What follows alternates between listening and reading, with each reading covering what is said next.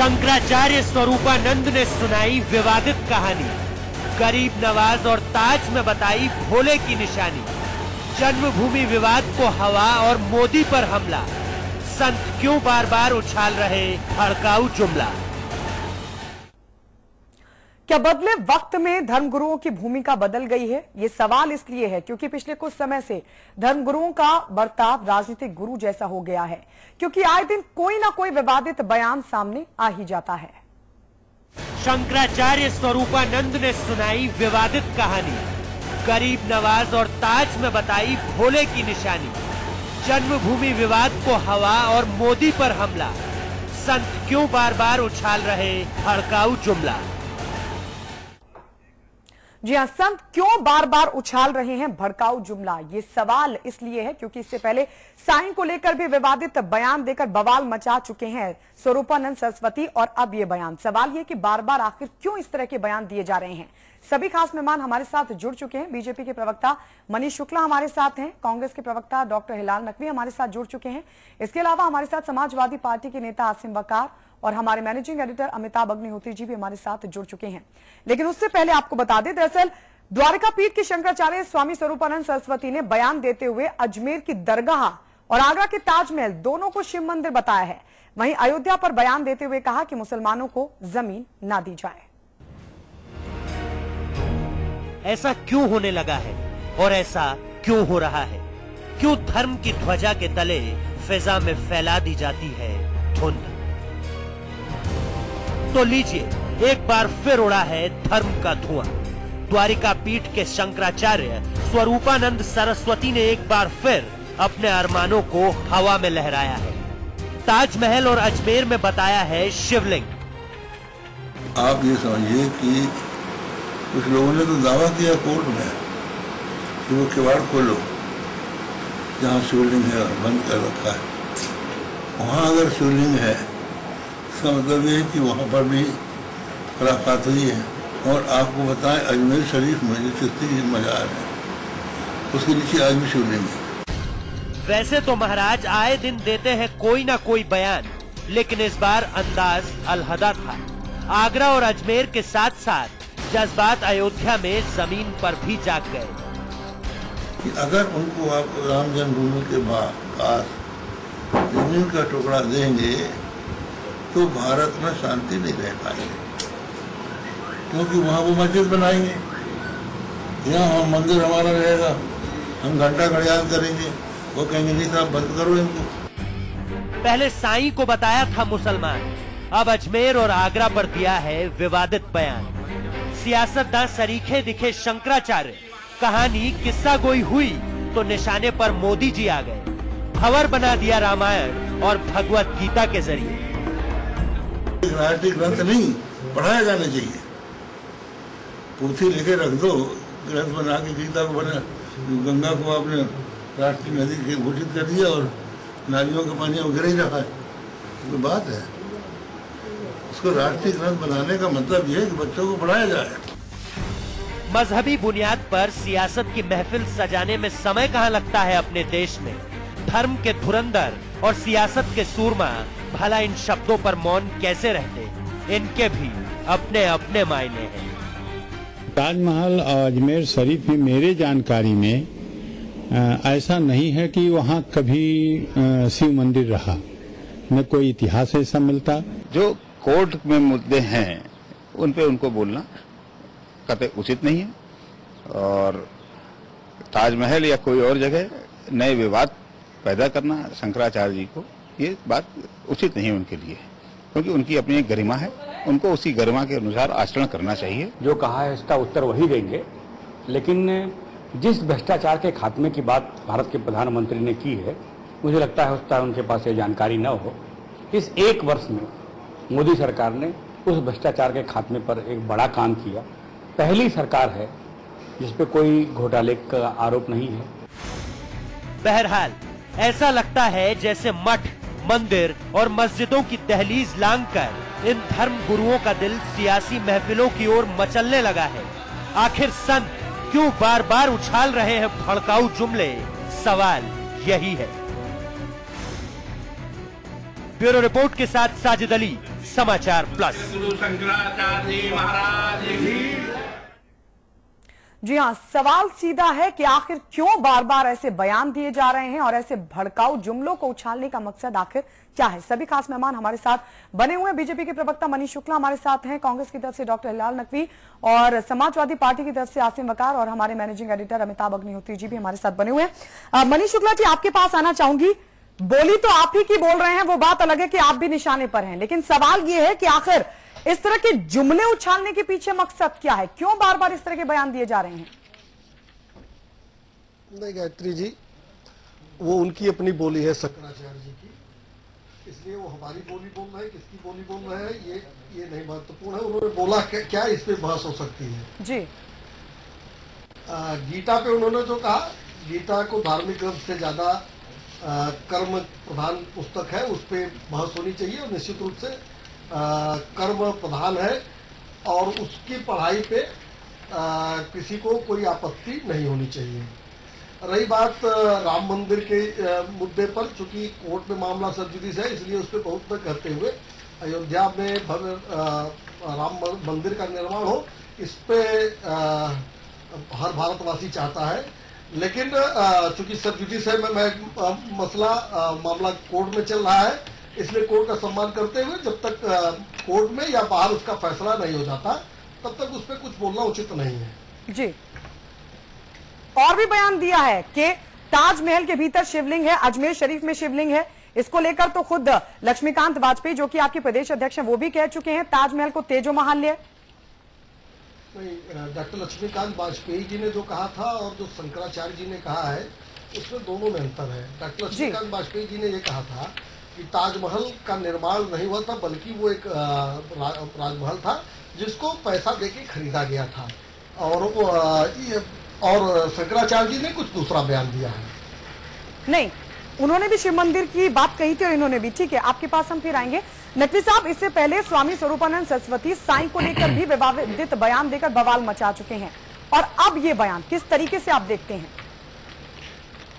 गायत्री जी, बड़ी माफी के साथ हम ये स्टेटमेंट दे रहे हैं और मजबूरन देना पड़ रहा है जी। कि भारत के अंदर ये जितने भी धर्म गुरु हैं, इसके अंदर हम नाम किसी का भी नहीं लेते हैं, ये जितने भी धर्म गुरु हैं, इनको ना तो समाज का ज्ञान है और ना ही इनको धर्म का ज्ञान है। इनको ज्ञान इस बात का है कि किस तरह से ये सुर्खियों में रहें, किस तरह से ये ऐसी बात कहें जिससे कि सुर्खियां बटोरें, उनके पर चर्चा हो, परिचर्चा हो, और उसकी तरह से वो जो है वो ज्यादा से ज्यादा जो कहते नहीं कि स्पॉन्सर होने वाली बात होती है कि वो ज्यादा वो पाए। जो इन्होंने बयान दिया है, निश्चित रूप से बहुत ही अफसोसनाक बयान है, विशेष करके जो राम मंदिर को लेकर के दिया गया है। ये एक तरह से सुप्रीम कोर्ट के ऊपर नाजायज दबाव बनाना हो गया कि अगर इस प्रकार का कोई भी फैसला आता है तो जो उन्होंने बात कही है उसके देखा जाए तो जनता की प्रतिक्रिया की जो बात कही है, तो ये एक तरह से सुप्रीम कोर्ट के ऊपर उन्होंने दबाव बनाया है। ये अपने आप में बिल्कुल भी सही उनकी वक्तव्य नहीं है, जब एक केस पेंडिंग है और ऐसी हालत में आप बाहर से इस प्रकार का दबाव बनाए, जजमेंट को प्रभावित करने की कोशिश करें, वो अपने आप में अत्यधिक खेदजनक है। जो बात भ्रष्टाचार के लिए कही है, इसमें तो शायद उसके पीछे कारण ये है कि जिस प्रकार का बयान भारतीय जनता पार्टी के अंदर से आए हैं, जिस प्रकार से स्वामी जी ने कहा है स्पष्ट रूप से कि राफेल की जो डील हुई है उसके अंदर वो जो है वो उस पर घोटाला हुआ है, वो फेयर डील नहीं है, उसकी प्रतिध्वनि सुनाई दे रही है। या जो बाबा रामदेव ने कहा है कि पद्म अवार्ड जो है वो सही तरह से नहीं मिलते हैं, वो किसी और तरह से प्राप्त किए जाते हैं, उसकी ये प्रतिध्वनि हो, तो इसके बारे में तो शंकराचार्य जी जो है वही स्वयं इस बात को स्पष्ट कर सकते हैं। ठीक है, आसिम वकार साहब, ऐसा पहली बार नहीं है। पिछले कुछ दिनों से अगर हम देखें, पिछले कुछ वक्त से देखें, तो स्वामी स्वरूपानंद सरस्वती की तरफ से इस तरह के विवादित बयान लगातार आ रहे हैं। तो सवाल यह है कि बार बार इस तरह के जुमले उछालने का मकसद क्या है? गायत्री जी और जनाब अमिताभ अग्निहोत्री जी, हो सकता हो कि आपकी घड़ी के जो मिनट सेकंड चल रहे हैं उससे मैं एक आध मिनट आगे निकल जाऊं, मुझे बोलने दीजिएगा। बहुत अहम बात बताने जा रहा हूं। देखिए, बहस अगर तथ्यों के और रिकॉर्ड के आधार पर की जाए तो बहस होगी, लेकिन अगर बहस आस्था के आधार पर की जाए तो ऐसा ही होगी जैसे स्वरूपानंद जी कह रहे हैं। तो अब मैं समझता हूं कि हम लोग जैसे लोग आस्था के आधार पर बहस नहीं करते हैं, क्योंकि हम लोग की आंखें भी हैं, शर्म से झुकती भी हैं।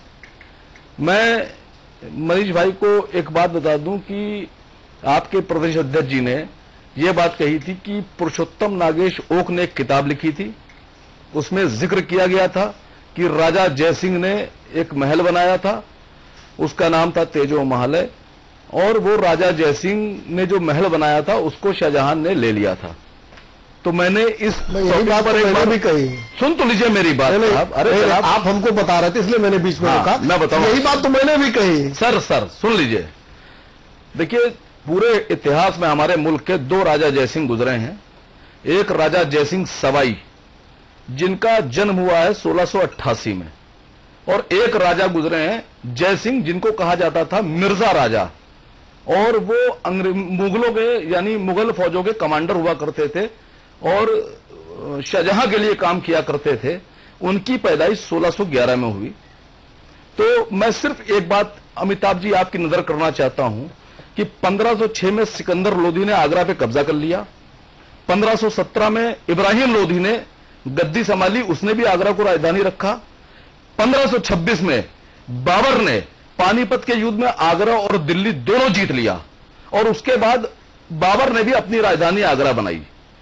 साइंस के हिसाब से, आर्कोलॉजिकल के हिसाब से सब ये कहते हैं, पूरे विश्व में यह बात मानी जाती है कि ताजमहल का निर्माण 1632 से 1653 के बीच हुआ।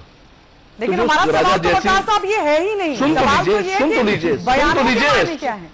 सुन तो लीजिए 1688 में जो राजा पैदा हुए वो खारिज हो गए, उन्होंने बयान बनाया नहीं क्योंकि पैदा नहीं हुए थे।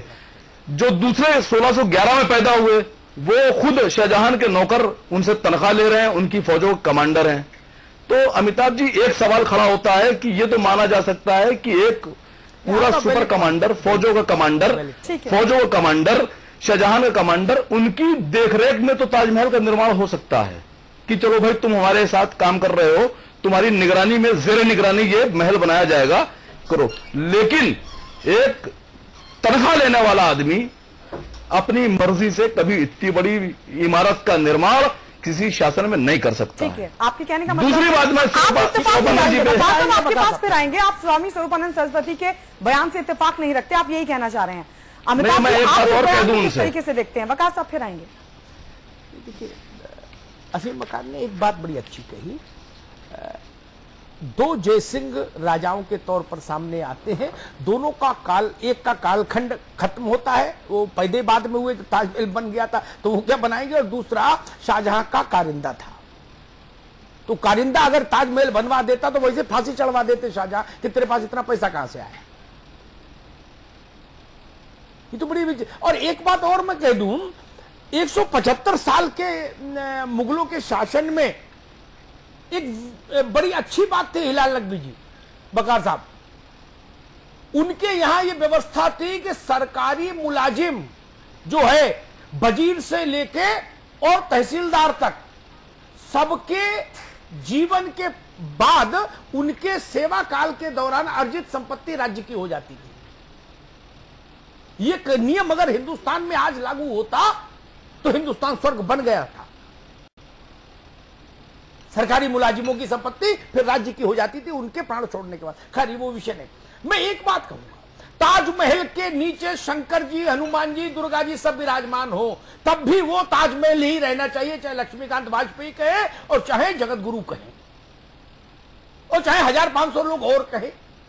जब आजम खान साहब ने कहा था कि मुझे ताजमहल दे दो, मैं अपने 4 सरकारी बाबू वहां बैठा दूं वक्फ बोर्ड के, और उनसे इधर उधर पान की पी के मारे लोग, तब भी मैंने खिलाफत की थी। मैं इस तरह के मूर्खतापूर्ण प्रलापों के बिल्कुल विरुद्ध हूं। जो एक इमारत हिंदुस्तान के मुकुट में एक रत्न की तरह चमकती है, उस पर सवाल ही क्यों खड़ा करे कोई, और कैसे खड़ा करे? कुछ तो सोच लीजिए, क्या हिंदुस्तान दूसरा ताजमहल बनाने की हैसियत में है क्या? बनिया दूसरा नहीं ना, आप उस पर विवाद खड़ा करते हैं। एक दूसरी बात जो स्वरूपानंद जी महाराज ने कही, अजमेर शरीफ हजारों करोड़ों लोगों की आस्था का केंद्र, दुनिया भर के मुस्लिम राष्ट्रों के लोग हिंदुस्तान आते हैं वहां मत्था टेकने। हम दुनिया में क्या संदेश देना चाहते हैं उस जगह को विवाद में खड़ा करके? उस जगह को विवाद में खड़ा करके हम दुनिया भर के पूरे मुस्लिम विश्व में क्या संदेश देना चाहते हैं कि हम इतने असहिष्णु हो गए कि एक फकीर की मजार में नीचे कहते शंकर जी हैं यहां। शंकर जी इतने छोटे हो गए कि उनके पास रहने की जगह नहीं। रूपानंद जी महाराज, आप जगत गुरु हैं, देश की 2 मान्य पीठों के शंकराचार्य हैं, ज्योतिष पीठ के और द्वारिका के। आपको ऐसी बात शोभा नहीं देती। छोटे लोग कहें समझ आती है। आपका दर्जा वो है जो वेटिकन में पोप का है। आपका दर्जा वो है जो सिखिज्म में अकाल तख्त के प्रमुख का है। आप ऐसी बात मत बोलिए। इन प्रपंचों से महाराज दूर रहिए। अयोध्या का मसला अगर 2 धर्मों के बीच में है, 2 मजहबों के मानने वालों के बीच में है, अदालत में है, तो ये बात कहना ही गुनाह है कि इनको जमीन कतई मत देना। ये निर्णय अदालत को कर लेने दीजिए। आप वहां तक कहें कि मंदिर बने, हमारी आस्था है, हम चाहते हैं, ठीक है। कुछ लोग कहें मस्जिद बने, हम चाहते हैं, ठीक है, लेकिन निर्णय अदालत पर आने दीजिए। ये निषेधात्मक बात मत करिए कि आप वहां मुसलमानों को जगह नहीं मिले, या कल को कोई खड़ा हो जाए और कहे वहां हिंदुओं को जगह नहीं मिले, तो भी अच्छा नहीं लगेगा ना। ये बाबा सन्यासियों, मौलवी, फकीरों को क्या हो गया? संतन को कहा सीकरी सो काम। हिंदुस्तान में हजारों लाखों मंदिर में ऐसे दिखा दूं जहां मूर्तियों को प्राण प्रतिष्ठा तो हो गई किसी दौरान, मूर्तियों का अभिषेक करने के लिए, उनको वस्त्र पहनाने के लिए व्यवस्था नहीं, जीर्ण शीर्ण अवस्था में मंदिर पड़े हैं। महाराज वहां नहीं देख रहे। वो कह रहे अजमेर शरीफ में जाके दरवाजा खोलूंगा और वहां देखूंगा कहां है महादेव, और ताजमहल में देखूंगा। गांव गांव में ऐसे मंदिर हैं जिनकी जमीनों पर लोगों ने अवैध कब्जे कर लिए। वहां के लिए कोई आंदोलन नहीं चलाएंगे, वहां के लिए कोई सांस्कृतिक कार्यक्रम नहीं होगा, कोई सामाजिक कार्यक्रम नहीं होगा। कार्यक्रम किसके लिए होगा कि अजमेर शरीफ का दरवाजा खोलेंगे। आप हिंदुस्तान के छवि का दरवाजा बंद करना चाहते हैं, हिंदुस्तान की प्रतिष्ठा का दरवाजा बंद करना चाहते हैं। इस देश ने बहुत जहर देख लिया। अब कम से कम ऐसी वाणी मत बोलिए जिससे सिवाय कटुता के, सिवाय अपमान के कहीं कुछ पैदा नहीं। मनीष शुक्ला जी, धर्मगुरु अगर धर्म का प्रचार करे वहां तक तो ठीक है, लेकिन अगर ऐसे बयान दे जिससे विवाद पैदा हो, दूसरे के धर्म को टारगेट किया जाए, क्या धर्म गुरुओं को यह शोभा देता है? और अहम सवाल यह भी, क्या इन बयानों के पीछे कोई खास मकसद छिपा है? देखिए, उनके बयान के पीछे क्या मकसद है ये तो स्वामी स्वरूपानंद जी। वही बात अमिताभ जी ने कहा कि उनका वो स्थान है जो वेटिकन सिटी के पोप का है, लेकिन वेटिकन सिटी के पोप को कभी मैरी क्रिसमस के दिन गिरफ्तारी नहीं हो सकती। इस देश में दीपावली के दिन शंकराचार्य की गिरफ्तारी हुई है। तो हम वेटिकन सिटी और किसी अन्य से तुलना इसलिए नहीं कर सकते कि ये देश दूसरे प्रकार का है, जहाँ शंकराचार्य जी के ऊपर सवाल खड़े हो सकते हैं, उस पर डिबेट हो सकती है, हो रही है आपकी। दूसरी बात, रही बात ताजमहल की। ताजमहल के विषय पे जो उन्होंने कहा, शंकराचार्य जी ने कहा, और जो बात अभी भारतीय जनता पार्टी के प्रदेश अध्यक्ष डॉक्टर लक्ष्मीकांत वाजपेयी जी के विषय में उठी, क्योंकि सन और ईस्वी के अनुसार मैं आने के पहले मैं अवेयर नहीं था और न ही मैंने उस पर ध्यान दिया था, इसलिए मैं उस पर नहीं बोल रहा हूं। लेकिन कोई विषय है, विषय को आप मूर्खतापूर्ण नहीं कहना चाहिए चैनल पर, जब तक उसकी विषय पूरा कंप्लीट न हो जाए, उसकी हिस्ट्री पूरी न आ जाए। इसलिए मेरी आपत्ति है इस विषय पे। मनीष शुक्ला जी, प्रमाणित कीजिए, उसके बाद बयान दीजिए, फिर बयान भी नहीं देना चाहिए। गायत्री जी, मेरी आपत्ति है कि विषय उस समय आया था और उस समय जब बहस हो रही थी तो ये विषय अमिताभ जी ने नहीं रखा कि ये कौन सा कृत्य किस प्रकार का है। देखिए, इस पूरे विषय में केवल एक बात है जिसमें मुझे कुछ कहना है, वही एक पॉलिटिकल इशू है। बाकी धर्माचार्यों के इशू पे धर्माचार्य ही बताएंगे। भ्रष्टाचार का इशू उन्होंने उठाया था, मैं उसी पे केवल बोलना चाहता हूं कि 365 दिन अभी 26 मई को पूरा होगा। बहुत दिनों बाद एक ऐसी सरकार देश में बनी है जिसमें 365 दिनों पे किसी भी कोई प्रकार का भ्रष्टाचार नहीं है। और अगर विकास के सूचकांक को देखें तो हम हर सूचकांक पे आगे बढ़े हैं। और दूसरा देखिए 220 कोयला खदानों में औद्योगिक मित्रों को देने वाला पिछली सरकारों ने दिया था, उसको उस खदानों की नीलामी के पश्चात केवल 20 खदानों की नीलामी के पश्चात 2 लाख करोड़ रुपया सरकारी खजाने में जी, मनीष शुक्ला जी आपकी बात विषय आता है गायत्री जी, फिर वापस आएंगे। इसलिए कि उन्होंने ये भी कहा था, हाँ ठीक है, देश के खजाने में 2 लाख करोड़ रुपया खदानों से और 109 करोड़ लाख करोड़। ठीक है मनीष शुक्ला जी, आपके पास फिर आएंगे, डॉक्टर हिलाल नकवी जी। सवाल वहीं पर खड़ा होता है क्योंकि अगर हम कुछ वक्त से देखें तो स्वामी स्वरूपानंद सरस्वती लगातार इस तरह के बयान दिए जा रहे हैं। क्या इसके पीछे कोई खास मकसद है जिसके तहत वो बयान दे रहे हैं? गायत्री देखिए, हमने इस बारे में बहुत स्पष्ट अपनी बात कही थी जी कि जो ये धर्म गुरु हैं जिसके अंदर स्वामी जी भी आते हैं, और हमने बहुत माफी के साथ कही थी कि इन लोगों को ना तो समाज का ज्ञान है और ना ही इन लोगों को धर्म का ज्ञान है। अगर इनमें से किसी भी चीज का ज्ञान होता तो निश्चित रूप से इस प्रकार के बयान वो ना देते, चाहे उन्होंने साईं बाबा के लिए जो बयान दिया है उसके बारे में हम कह लें, या जो अभी इन्होंने जिस प्रकार से ताजमहल और अजमेर और राम जन्मभूमि को लेकर के बयान दिया है।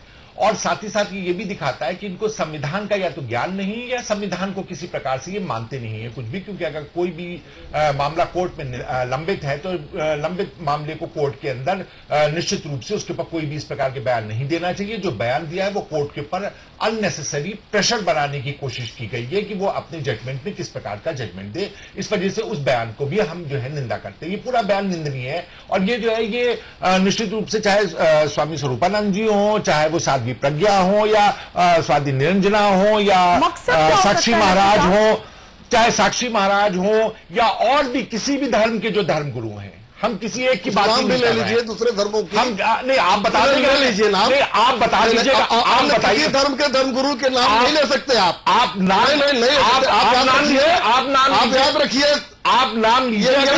मना करें देश में ये नहीं है प्राप्त है, कोई सुविधा नहीं प्राप्त है, इनकी सरकार कोई सुविधा नहीं प्राप्त है। एक लाख वही किसी धर्म के नहीं, आप बताइए ना मनीष जी, आप बताइए ना, आप बता रहे, आप बता दीजिए, आप सो कार्ड नहीं, आप बता दीजिए ना, बांटने का हम कहते रहे, आप बता दीजिए, ठेका तो आपके पास है, तो आप बता दीजिए ना, आपका उसका विरोध करना, आपको विरोध करना भी आपका विरोध करना है। और इस वजह से क्योंकि लोगों की ये जो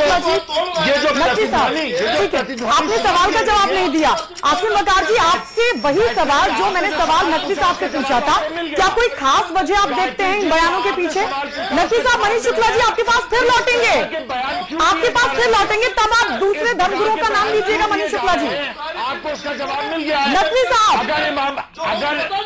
अगर इमाम बुखारी नकवी साहब अभी मौका मिलेगा, आपको काउंटर करने का भी मौका मिलेगा। वकार साहब आप बोलिए। बुखारी जी ने भी जो कहा वो भी गलत कहा, देखिए मैं या किसी और इमाम ने कहा वो भी गलत कहा, नाम आप लेते जाइए, मैं उसको डिक्टो करता चला जाऊंगा। ये तो हम कह रहे हैं कि नाम ठीक है नकवी साहब, ठीक है नकवी साहब, ठीक है आपकी बात आ गई। मनीष शुक्ला अभी नहीं आ गई। नकवी साहब, हिलाल भाई उसका जवाब मिल गया ना आपको, बात आ गई। मेरे शो का एक फॉर्मेट है भाई, सर्टिफिकेट बांटने के लिए बैठे हैं गायत्री जी, आपको जवाब मिल रहा है कि मिल गया, आपका जवाब आ गया, थैंक यू, आपका जवाब आ गया दोनों लोगों का। अब थोड़ा सा धैर्य रखिए। आसिम वकार जी, देखिए मैं एक बहुत अहम जानकारी यहां दे दूं। थोड़ा इस वक्त जो भारत सरकार चल रही है, भारत सरकार चल रही है, इसमें हमारे कैबिनेट मंत्री जी हैं महेश शर्मा जी, उन्होंने 12-13 मई में एक बयान लोकसभा में दिया है। उसमें उन्होंने साफ साफ कहा कि कोई प्रमाण नहीं है ताजमहल में शिव मंदिर का कहीं से कहीं तक जी। हाँ। तो क्या मैं समझता हूं कि बिना जानकारी के उन्होंने ये बात लोकसभा में नहीं कही होगी। ये मैं मनीष भाई को बताना चाह रहा था। मनीष भाई को क्यों बता रहे, मैंने तो ये दावा भी नहीं किया। दूसरी बात बीच में नहीं जोड़ती खबरों को। आसिम वकार जी, मनीष शुक्ला जी हर विषय में बोलेंगे, मेरी बहस नहीं होती। अपनी अपने भारी पर बोलिए, मैंने फॉर्मेट बदला है, आप लोग उससे अवेयर हैं। बारे में एक दूसरे का नाम मत लीजिए। अगर इतने असहिष्णु हैं कि तुरंत चिल्लाने लगे एक दूसरे पर, तो नाम मत लीजिए, बिना नाम के बोलिए। मैं आपके चैनल के माध्यम से एक बात, नहीं अभी नहीं, मनीष शुक्ला अभी नहीं, अभी नहीं, अभी नहीं, आपका नाम, नहीं आपका नाम असीम बकार ने लिया, मैंने डिलीट कर दिया।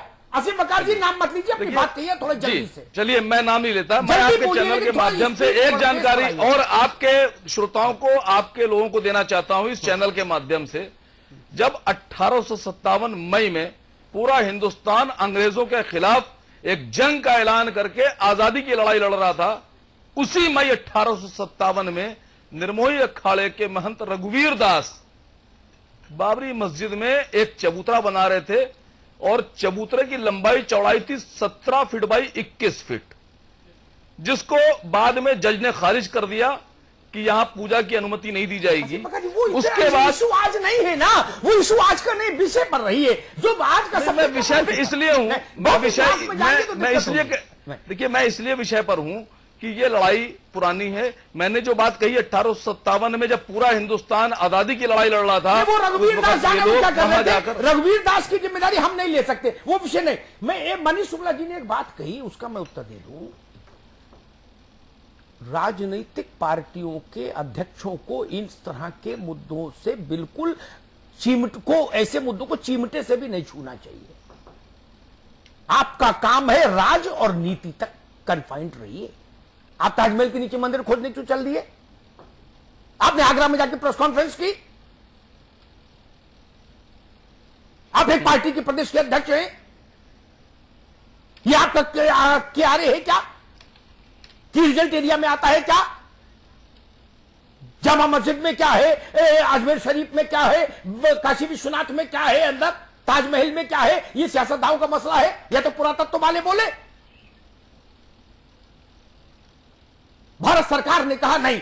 मैंने कहा ना, मैं आजम खान साहब के उस बयान के भी खिलाफ था, और इस तरह के जितने बाबा सन्यासी बवाल फैलाते हैं इसके भी बिल्कुल उतना ही डेडली अगेंस्ट हूं, बिना किसी कंप्रोमाइज के। नो, कतई नहीं, बिल्कुल शार्पली खिलाफ हूं इस ढंग के किसी बवाल के। ताजमहल हिंदुस्तान की शान है, वो राजा जयसिंह ने बनवाया हो चाहे मुरारी लाल ने बनवाया हो, या शाहजहां बनवाया हो या उसका नाम जफरुद्दीन हो बनवाने वाले का, इससे फर्क नहीं पड़ता आज की तारीख में। मुझे हिंदुस्तान की अमानत है, हिंदुस्तान का चेहरा है ताजमहल, इसलिए हिंदुस्तान की जिम्मेदारी है कि ताज वैसा ही जगमगाता रहे।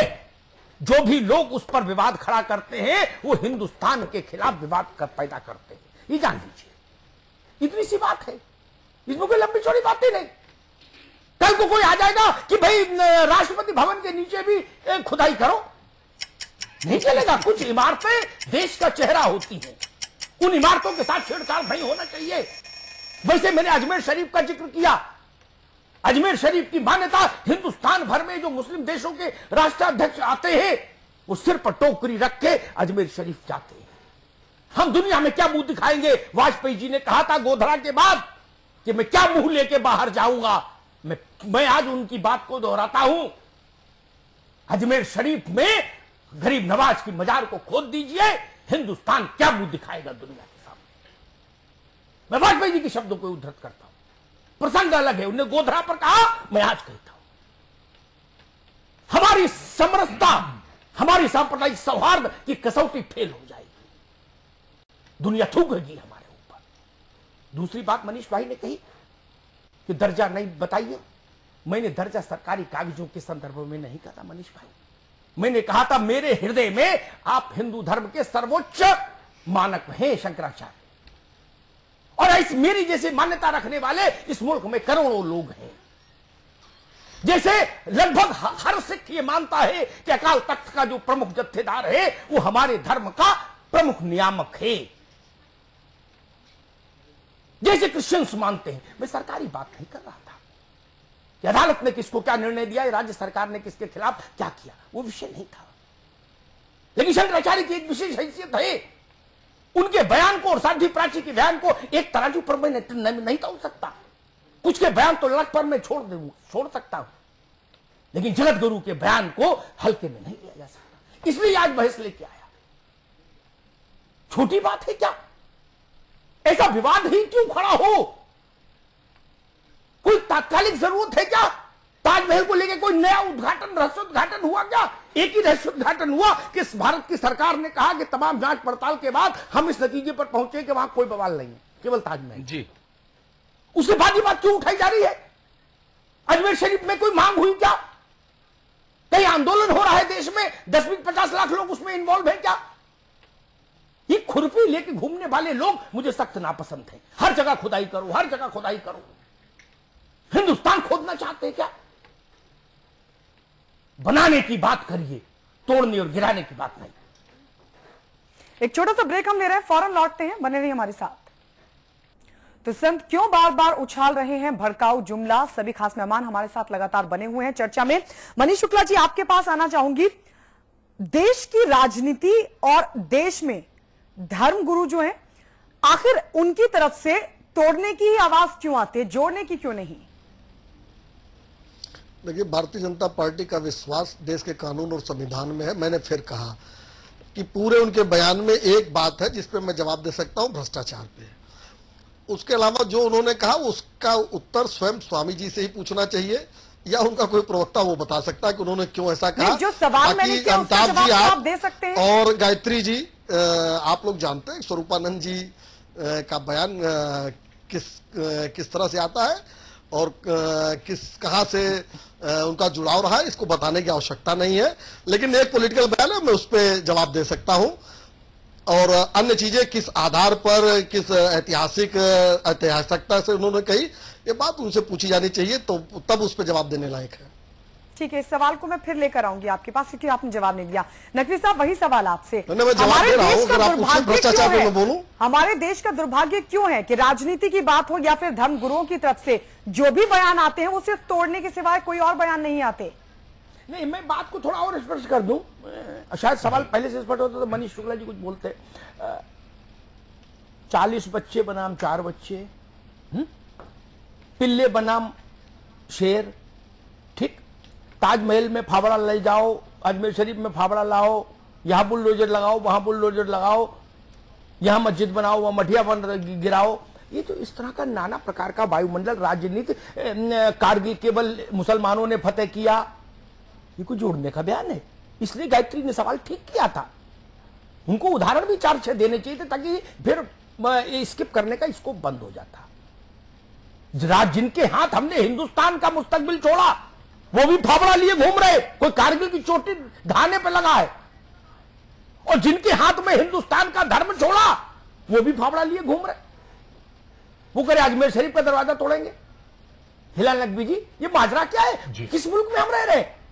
कोई कारगिल की चोटी पे फावड़ा अजमा रहा है, कोई अजमेर शरीफ पर फावड़ा दिखा रहा है, ताजमहल पर दिखा रहा है। अब मेरा सवाल यह है, कोई ये क्यों नहीं कहता है कि आओ एक ताजमहल और बनाए? जी अमिताभ भाई, ये बड़ा आपका मूल प्रश्न है, और निश्चित रूप से आप इसके न देखिए तो कहीं ना कहीं जो धर्म गुरु हैं, इनका राजनीति में जो प्रवेश है उसका एक बहुत बड़ा कारण है। और बहुत सी जगहों के पर ऐसा देखा गया है कि इन धर्म गुरुओं को जो है वो राजनीति जो है वो संरक्षण देते हैं, और बहुत से राजनीतिज्ञ तो ऐसे हैं जिनको कि किसी धर्म गुरु को संरक्षण देने की आवश्यकता नहीं है। इस तरह के ऑल फॉल बयान जो है वो स्वयं देते रहते हैं, चाहे वो आप इसकी बात कहिए, कारगिल की बात कहिए, चाहे जो है वो औरत को बच्चा बनाने की मशीन बता दीजिए, किसी की मशीन के बारे में आप सवाल कर दीजिए। इस तरह के बयान जो है वो बहुत से राजनीतिक दल के लोग स्वयं अपने आप में सक्षम है, उनको किसी धर्मगुरु की आवश्यकता नहीं है, वो देने में सक्षम है। तो निश्चित रूप से कहीं ना कहीं ये दर्शाता है कि राजनीति को प्रेरित करने के लिए, राजनीति में एक बंटवारा करने के लिए, एक अलगाववादी राजनीति करने के लिए इस प्रकार के बयान जो है वो आते रहते हैं। और जो एक इस वक्त चल रहा है कि जो भारतीय जनता पार्टी की केंद्र में सरकार है, जो उनके प्रवक्ता है, वो तो एक ही बात कहते हैं, सबका साथ सबका विकास। लेकिन उसके साथ जो दूसरा करंट चल रहा है वो ये चल रहा है कि नहीं, ना सबका साथ ना सबका विकास। वो इस प्रकार के बयान देते रहते हैं, जिससे कि कहीं ना कहीं जो एक धार्मिक उन्माद के कारण इस प्रकार के राजनीतिक दल जो है वो सत्ता प्राप्त कर लेते हैं, वो धार्मिक उन्माद जो है वो ठंडा ना होने पाए, वो समाप्त ना होने पाए। देखिए, अगर समाप्त करने की मंशा होती तो हम तो बहुत स्पष्ट कहते हैं कि आज की तारीख में भारतीय जनता पार्टी के पास पूर्ण बहुमत है लोकसभा में, और अगर वो कोई बिल पास करवाना चाहते हैं, उसके लिए झगड़ा करना चाहते हैं, जैसे कि किसानों को जो कमर तोड़ने के लिए बिल है, लैंड एक्विजिशन बिल, उसको पास कराने के लिए राज्यसभा में भी चोटी लगाए हुए, क्यों नहीं कॉमन सिविल कोड के लिए भी यही प्रयास कर लेते हैं? क्यों नहीं 370 को समाप्त करने के लिए यही प्रयास कर लेते हैं? और क्यों नहीं राम जन्मभूमि को लेकर के यही प्रयास कर लेते हैं? देखिए, इनके मन में ना तो किसी प्रकार की श्रद्धा है, ना इनके मन में किसी प्रकार का कोई विश्वास है। ये सिर्फ धर्म का इस्तेमाल करते हैं राजनीति में सत्ता प्राप्त करने के लिए और उस सत्ता में आगे बने रहने के लिए। ठीक है असीम बकार साहब, वही सवाल, हर हाथ में फावड़ा, वो सियासतदान हो, वो धर्माचार्य हो, जामा मस्जिद से आवाज आए चाहे द्वारिका पीठ से आए, सब एक ही तराजू में हैं। यह सियासत के गुंबदों से बात आए। कोई ये नहीं कहता आओ जोड़ें, आओ बनाएं, नहीं, आओ तोड़ें, आओ काटें, आओ छोटा करें, आओ बच्चे गिने, आओ औरत का अपमान करें, आओ धर्म स्थानों को निशाने पर लें। माजरा क्या है? ये 2015 का हिंदुस्तान होगा ऐसा ये सोचा था क्या? अमिताभ जी, एक शायर ने, मैं नाम नहीं याद कर पा रहा हूं शायर का, एक शेर बहुत अच्छा कहा कि ये दाढ़ियां, ये तिलकधारियां नहीं चलती, हमारे अहद में मक्कारियां नहीं चलती, और आइए इन सरों को जोड़िए सरदार, सरों को काट के सरदारियां नहीं चलती। ये बहुत गहरा शेर, राहत इंदौरी साहब का शेर है, राहत इंदौरी साहब बहुत, हाँ शायद उनका शेर है, और ये एक मैं समझता हूं कि बहुत मायना खेज शेर था। ये इस तरह के जो लोग हैं जिनको अपने तरक्की पर, अपने जहन पर भरोसा नहीं है, वो शायद इस तरह के बंटवारे की राजनीति करते हैं। अब आप ये बताइए कि ये कई दिन से चला आ रहा है, कभी कोई कहता है 2 मंजिल खुदवाओ, कभी कोई कहता है 3 मंजिल खुदवाओ। अगर इन्हीं की भाषा में कहा जाए, क्योंकि ये स्वरूपानंद जी हैं, मैं बोलना नहीं चाह रहा था, अगर कोई आदमी खड़ा हो जाए और किसी बहुत बड़ी स्थान का नाम ले और कहे उसके 3 मंजिल नीचे खुदवाओ और वहां सलार हातिम बाबा का मदार निकलेगा, तो साहब एक कौम दूसरी खुश हो गई। तो इस तरह की भाषा बोलने वालों पर मैं समझता हूं प्रतिबंध लगना चाहिए। और इस तरह के जो लोग बांटकर, जाति को बांटकर, धर्मों को बांटकर मेरे समझ से शायद मुल्क का नुकसान कर रहे हैं। हम पिछले 200 साल से एक दूसरे से कटुता रखते हुए आए हैं और इस तरह के लोगों की वजह से शायद हमारे बच्चे आगे भी इसी जहरीली हवा में सांस लेने के लिए मजबूर हो जाएंगे। मैं समझता हूं ऐसे लोगों पर पाबंदी लगना चाहिए, और अगर हम ऐसे लोगों पर पाबंदी नहीं लगाएंगे तो इसका खमियाजा हमारी आने वाली नस्लों को भुगतना पड़ेगा। जी मनीष शुक्ला जी, आपके पास वही सवाल लेके आ रहा हूं, थोड़ा बदले हुए फॉर्मेट में। एक तरफ हम कहते हैं डिजिटल इंडिया, हम कहते हैं कि ज्ञान ही ताकत है और ज्ञान के भरोसे ही भारत विश्व को नेतृत्व देगा। पैसे से तो नहीं दे सकता, ज्ञान से देगा, ज्ञान से आगे बढ़ा भी है। बहुत कुछ दशकों में हमने दुनिया भर में बहुत सारे सेक्टर्स में अपनी कीर्ति पताका फहराई भी है। सिलिकॉन वैली उसका एक प्रमाण है वैश्विक पटल पर। उस एक तरफ ये, दूसरी तरफ बच्चे गिनो, अगड़म बगड़म नॉनसेंस टाइप की बातें, और वो लोग जिनके हाथ में हिंदुस्तान का मुस्तकबिल लिखने की जिम्मेदारी है, मेंबर ऑफ पार्लियामेंट्स, मंत्री। कोई रामजादे कर रहा, कोई हरामजादे कर रहा, कोई कह रहा ये खोद डालेंगे, कोई कह रहा वो खोद डालेंगे, कोई कह रहा चोटी काट देंगे कारगिल की, कोई कुछ। मतलब क्या ये दोनों चीजें एक साथ ट्रेवल कर पाएंगी क्या एक पटरी पर? नहीं ना। या तो डिजिटल इंडिया और भारत को आगे बढ़ाने का सपना बंद कर दें और पहले यही सब खोद दी डाले एक बार में लग के कि चलो भाई जहां जहां खुदाई करनी उसी काम में 1500 साल भारत लग जाए। सियासत और धर्म गुरु दोनों के स्तर से जोड़ने की बात की बजाय सिर्फ तोड़ने की बात क्यों? ये मौसम कैसा है मनीष जी? देखिए, निश्चित रूप से जो लोग धर्म और जात के आधार पर देश को तोड़ने का काम करते हैं उनको उचित नहीं ठहराया जा सकता। और जब भी इस तरह के बयान आए, भारतीय जनता पार्टी ने निश्चित रूप से उसको संसद से लेके और चैनलों के माध्यम तक उसको स्वीकार किया। लेकिन जो लोग ज्ञान की बातें आपके चैनल पर बैठ के कह रहे हैं, कभी कारगिल पे धर्म के आधार पे बंटवारा करने वालों को नसीहत देते नजर आए? ऐसा नहीं है। ये लोग शेर और शायरी, अच्छे शब्दों का प्रयोग जरूर कर रहे हैं। आजम खान साहब को कभी समझाने नहीं गए कि कारगिल की लड़ाई देश के सैनिकों ने लड़ी, वो जाति धर्म से ऊपर की लड़ाई थी। इस पे अगर पूछ लीजिए तो अभी पीछे भागने लगेंगे, हिम्मत नहीं पड़ेगी उस पे बोलने की। जबकि हम तो संसद से लेके बाहर तक हम लोगों ने इस पे जब भी आया है तो हम लोगों ने उसको कंडेम ही किया है कि ये बात उचित नहीं है। दूसरी बात देखिए, फिर से मैं कहना चाहता हूं कि हम जब सबका साथ सबका विकास की बात करते हैं तो साल भर में अगर हमारी सरकार की बातें हम बताएं तो हर एक आंकड़ों में हम आगे बढ़े हैं। हमने जब 1 रुपए पर मंथ से हमने बीमा किया तो कभी हमने नहीं कहा कि ये किसी एक धर्म देखिए अमिताभ जी फिर जब हम 1 रुपए प्रति माह में 2 लाख का बीमा करते तो हमने कभी नहीं कहा कि ये इस कोख की बिटिया के लिए कर रहे हैं जैसे उत्तर प्रदेश सरकार कर रही है, या पूर्व प्रधानमंत्री ने कहा था कि एक संसाधन में किसी धर्म विशेष का वो है। हम जब पेंशन की बात करते हैं कि 1000 से 100 रुपए से नीचे भी 40 लाख लोग कम पेंशन पाते थे, सबको 1000 रुपए मिलेगा, 100 रुपए नहीं मिलेगा, 1000 मिनिमम पेंशन होगी। तो हमने जात धर्म की बात नहीं की। हम जब अटल पेंशन की बात करते हैं कि 42 रुपए पर माह के हिसाब से अगर जमा करेंगे तो 1000 से लेके 5000 तक पेंशन मिलेगा, तो हमने जातियों की बात नहीं की, सामान्य बात की। हम जब श्रमेव जयते की बात करते हैं, हम विकास दर जब बढ़ाते हैं, हमने कभी इस बात को नहीं कहा। आ गई आपकी बात आ गई। पेंशन पर मैं एक दिन शो रखूंगा, विषय पहले बता दे रहा हूं। प्रधानमंत्री जीवन ज्योति बीमा पेंशन योजना पर एक दिन बहस रखूंगा, उसका अर्थमेटिक, उसका समाजशास्त्र समझने और समझाने की कोशिश करूंगा। उसमें कुछ लूपहोल्स हैं जिन पर चिंता जताई जानी चाहिए। फिर वो आज का विषय नहीं, अगली बात करेंगे कभी। हिलाल नकवी जी, आप कुछ कहना चाह रहे थे? जी, हम सब यही कह रहे थे कि जो बात मनीष जी कह रहे हैं कि हर आंकड़े पे सबका साथ सबका विकास है, आगे बढ़ रहे हैं। हम बस 2 छोटे छोटे प्रश्न पूछ ले रहे हैं मनीष भाई, उसका जवाब आप अपनी बात कह लीजिए। वो उनका प्रश्न हिलाल नकवी जी, आपने प्रश्न नहीं पूछे, समझ गए? नहीं, अमिताभ जी समझ बात कहिए ना। आप भाजपा के आपकी प्रतिनिधि से क्या उम्मीद करते हैं? कांग्रेस के प्रतिनिधि से मैं क्या उम्मीद करूं? राहुल जी की आलोचना नहीं ना। समाजवादी पार्टी के प्रवक्ता से हम आपकी बात को समझ गए, हम आपकी बात को समझ गए। बस वही बात, आप अपनी बात कहिए।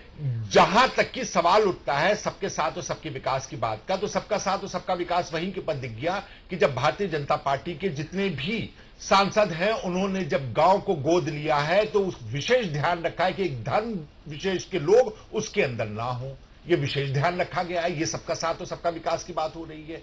जब आप जो है वो आगे बढ़कर के आते हैं और देखते हैं कि आपका इंडस्ट्रियल ग्रोथ रेट क्या है, आप नेगेटिव में आ गए हैं, नहीं पॉजिटिव में आए हैं। पॉजिटिव में आप इस पे गलत तथ्य नहीं चलेगा, गलत तथ्य आप नहीं चलेगा, नेगेटिव में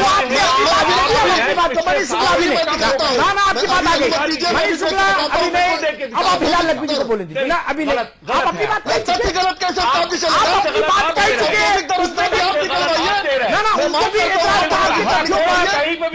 उनको भी एतराज था आपके कहे पर। बोलेंगे आप भी बोल रहे हैं तब से। पेट्रोल का सवाल करूंगा, डीजल का सवाल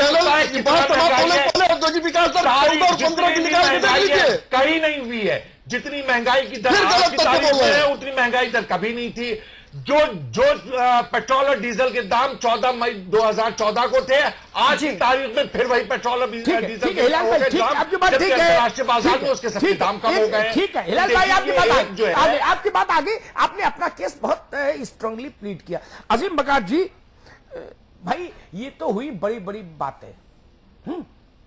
जो ज्यादा पढ़े सो इनको समझे, कौन सी दर कहां दर, मैं तो दर जानता नहीं है। मैं तो वो बात जानता हूं जो हिंदुस्तान का अनपढ़ व्यक्ति भी जानता है। मैं केवल उतना ही जानता हूं। महंगाई आज का विषय नहीं, लेकिन किसी दिन विषय होगा तो उस पर जरूर चर्चा करूंगा। अरहर की दाल,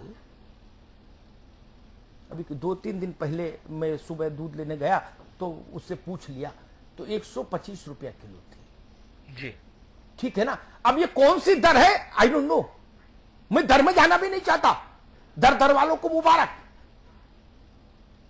लेकिन वो तो ना हिंदू है ना मुसलमान है। अरहर तो पेट तो किसी मजहब का नहीं होता। वही पेट हिंदू का, वही मुसलमान का, वही सिख का, वही पारसी का, वही जैन का, वही बौद्ध का, वही ब्राह्मण का, वही ठाकुर का, वही बनिया का, वही कायस्थ का, वही अगले का, वही पिछड़े का, वही दलित का। अरहर की दाल तो सेकुलर और कम्युनल नहीं हो सकती। और एक बात और कहूं, ये विषय बदल जाता है बार बार। मैं मोदी जी का एक वक्तव्य सुन रहा था चुनाव की रैली में। जिसमें वो जनता से कहते हैं कि बताओ महंगाई बढ़ी, जनता हाथ उठाती कहती बढ़ी। बोले कांग्रेस कहती हम नहीं, कांग्रेस के शासन में बढ़ी, जनता कहती हां बढ़ी। वो बोलते हैं केंद्र सरकार जिम्मेदार है कि नहीं, जनता कहती है। मोदी जी बाद में बोलते हैं और वो ऐसे भाषण देते हैं कांग्रेस के मित्र मानो महंगाई से उनका कोई लेना देना नहीं, ये जिम्मेदारी केंद्र सरकार की है।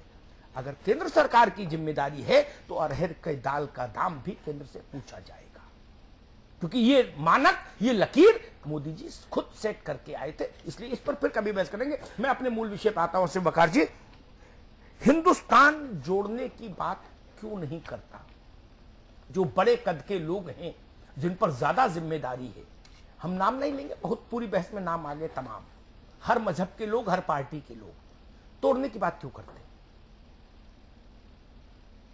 अमिताभ जी, अभी हमारे साथी ने एक आरोप लगाया कि जब कारगिल का मामला आता है तो अभी ये भाग जाएंगे, जवाब नहीं देंगे। मैं आपसे इजाजत चाहता हूं विषय से अलग। बहुत संक्षेप में, समय नहीं, हमको फिर संक्षेप में दूंगा, बिल्कुल संक्षेप, बहुत संक्षेप में, 30 सेकंड में बात। देखिए, माननीय आजम खान साहब एक फंक्शन में गए थे, वहां कर्नल साहब स्पीच दे रहे थे और उस कर्नल साहब ने जो स्पीच दी, वो स्पीच मैं आपके सामने रख रहा हूं कि बटालिक सेक्टर की खालूबार पहाड़ियों, 5250 मीटर से ज्यादा ऊंचाई, 22 ग्रेनेडियर्स की फौज लड़ रही थी और उसमें मुसलमान सैनिकों ने नारे तदबीर लगाते हुए ऊपर कब्जा किया। एक बात और बता दूं उसमें कि तिरंगे से हरे रंग का कपड़ा फाड़कर, ये कर्नल साहब के अल्फाज थे, माथे पे बांधा और नारा लगाते हुए ऊपर चढ़ गए और कब्जा कर लिया और पाकिस्तानी फौज को भगाया जो आतंकवादी वहां बैठे हुए थे उनके। ये बात जो मैंने बोली है, हिंदुस्तान में एक फिल्म बनी थी जिसमें अजय देवगन हीरो थे, ठीक है, पांडे का रोल किया था, उसमें ये दर्शाया गया है, ये सीन है, ठीक है, ठीक है। तो लेकिन सेना को फिर भी धर्म में बांटना गलत है। अमिताभ जी, बिल्कुल आगे समय की बात है। ऐसे कर्नल को तत्काल जेल में डाल देना चाहिए, उसने कितनी भी लड़ाई लड़ी है।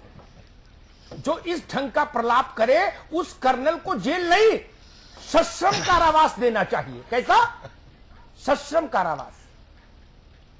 ग्रेजुएट होने के नाते अखबार और टीवी वाला कारावास नहीं, और सुबह कॉर्नफ्लेक्स ना, सश्रम कारावास। जेल का पानी पीना पड़ेगा, जेल की चक्की पीसनी पड़ेगी। पोसंपा भाई पोसंपा, सुनते थे ना बचपन में। ऐसे जाहिल किस्म के कर्नल की यही सजा होनी चाहिए। ये बात आजम खान ने कही हो तो वो भी गलत, कर्नल ने कही तो भी गलत। मैं व्यक्तियों के चलते न सहमता हूं न डरता हूं। मैं प्राची की भी उतनी ही आलोचना कर सकता हूं जितनी जामा मस्जिद के इमाम की कर सकता हूं, और जितनी जामा मस्जिद के इमाम की कर सकता हूं उतनी ही जगत गुरु स्वामी स्वरूपानंद जी की भी कर सकता हूं। मैं इससे फर्क नहीं मानता कि उनके आगे पीछे विशेषण कितने लगे हैं ना। एक ही तराजू, एक ही नपना, एक ही पैमाना। हम ये विषय कोई शंकराचार्य जी की आलोचना के लिए लेके नहीं आए। 94 साल उनकी आयु हो गई, स्वास्थ्य भी उनका बहुत ठीक नहीं। अभी एक ताजा उनको खुशखबरी मिली, एक मुकदमा जीते, ज्योतिष पीठ के शंकराचार्य घोषित हो गए, मान्य हो गए। उनकी निंदा मेरा मंतव्य नहीं, मैं तो ये पीड़ा जताने के लिए हिंदुस्तान में आया था कि इस देश के लोग समझे कि हमको इस बात की पीड़ा होनी चाहिए कि तोड़ने वाले लोगों की संख्या बढ़ती क्यों जा रही है, जोड़ने वालों की आवाज कमजोर क्यों। ये छोटे लोग इस तरह की बात बोले, क्षम्य हो सकती है, क्षमा बड़न को चाहिए छोटे को उत्पात। और इसका उल्टा हो जाए, बड़े ही उत्पात करने लगे तो छोटे क्या करें? तब छोटे क्या करें?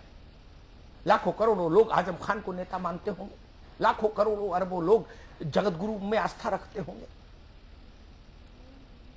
लाखों लोग जामा मस्जिद के इमाम को नेता मानते होंगे, अपना आदर्श मानते होंगे। जब यही लोग ऐसी अभद्र भाषा बोलने लगे तब कौन कहां क्या करेगा? इसलिए इसके खिलाफ एक जनमत बनना चाहिए, एक वायुमंडल बनना चाहिए, एक जनमानस की धारणा बननी चाहिए कि हमें खुरपी हथौड़ी बालों से परहेज है। वो कोई हो, कैसे भी वस्त्र पहने, तिलक लगाए, ये टोपी जालीदार पहने, इससे डरने की जरूरत नहीं। पार्टी के अध्यक्ष हो या मंत्री हो, इससे भी डरने की जरूरत नहीं आवाम को।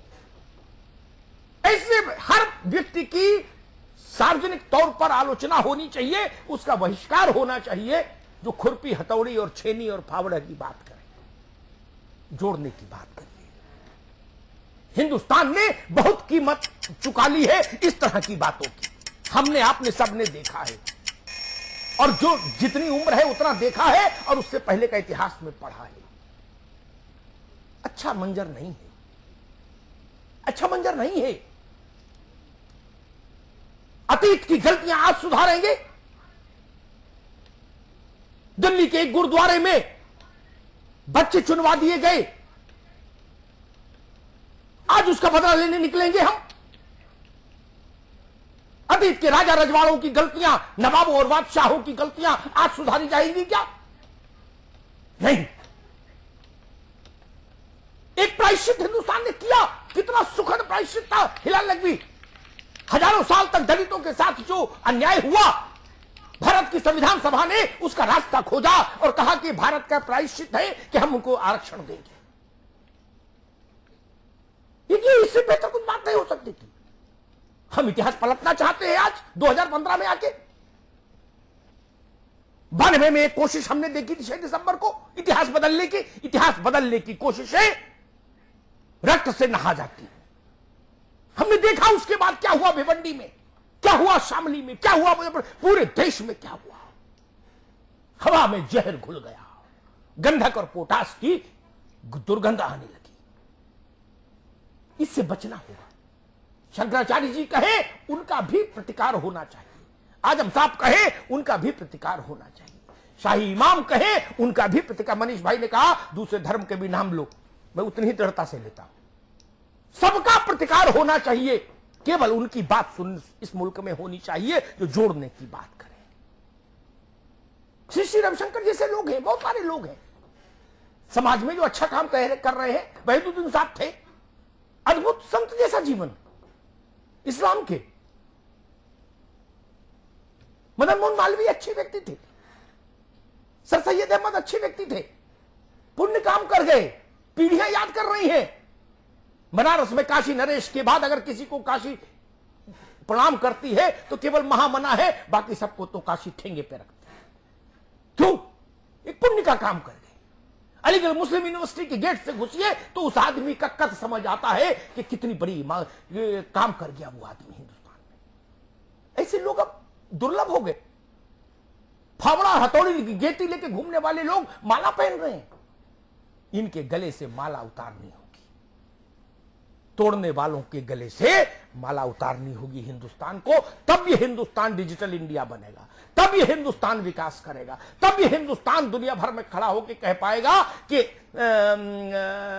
हम बुलबुले हैं इसकी, ये गुलसिता हमारा। आप गुलदस्ते से एक एक फूल नोच के फेंकेंगे तो फिर इकबाल का वो गीत नहीं गा पाएंगे जो हिंदुस्तान की रूह में बसता है। सिर्फ ये कहने के लिए आज हम लोग ये विषय लेके आए थे। बहुत बहुत धन्यवाद। बहुत बहुत शुक्रिया आप सभी का हमारे साथ जुड़ने के लिए। मनीष शुक्ला जी आपका, डॉक्टर हिलाल नकवी जी आपका, और आसिम वकार जी आपका बहुत बहुत शुक्रिया। अमिताभ जी आपका भी बहुत बहुत शुक्रिया इस चर्चा में बने रहने के लिए।